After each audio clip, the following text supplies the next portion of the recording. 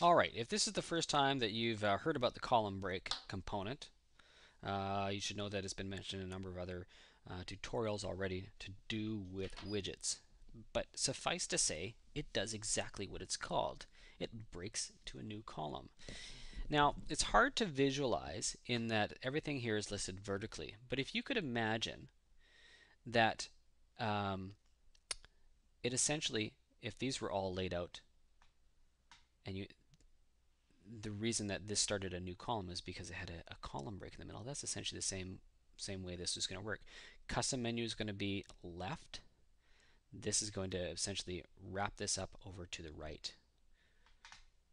Just going to do a bit of a demonstration here just in a graphics editor that I have. As you can see here, this is what the sidebar would look like.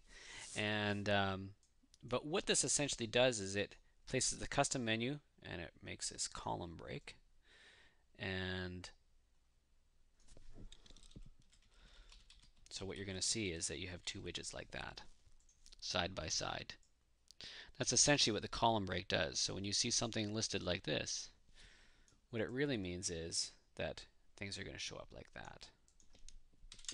Okay, I hope that makes sense there.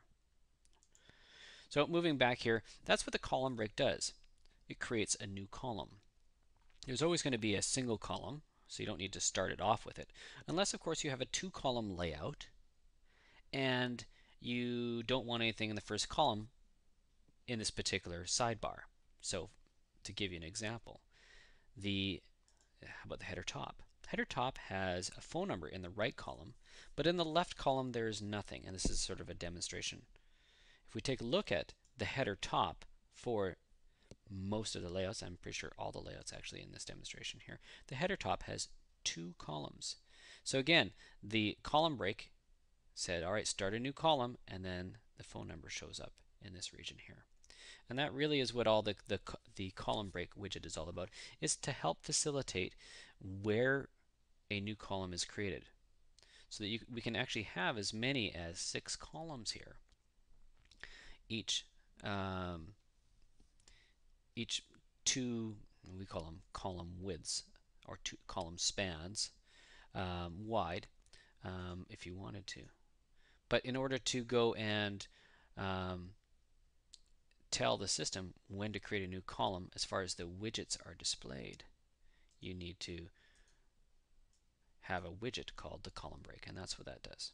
Anyways, experiment and play with it, but at this point it should start to become obvious here that if we want to be able to start a new column, as we see here at the home page, the new column break widget basically says, rather than having the contact box below, we're going to go and have it up here. And I'll actually show you what happens here is if we go and delete this column break, and what I'm going to do here is I'm going to make sure that this is left justified.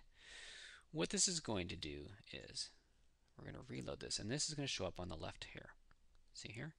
Because we haven't told it to start a new column, it's just going to throw something right below that, provided it's a widget that is set up as a block level widget. Otherwise, it may show up here and then wrap around. But that is more or less it. Here, I'll show you another one. We can go and put the social media icons here as well. Let's just see here, social media icons. Right here. We're going to place them here. We're going to say Pinterest and Facebook, justification left, and let it finish saving here. Oh, did I put it in the same? There we go. So there they are. So they are an inline element that shows up here. So they're not a block level. But as you can see, things are going to fill up within this particular column before they, unless of course you actually tell it to go and add a column break and push this one over to the right.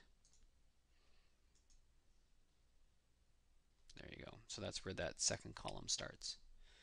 I hope that makes sense.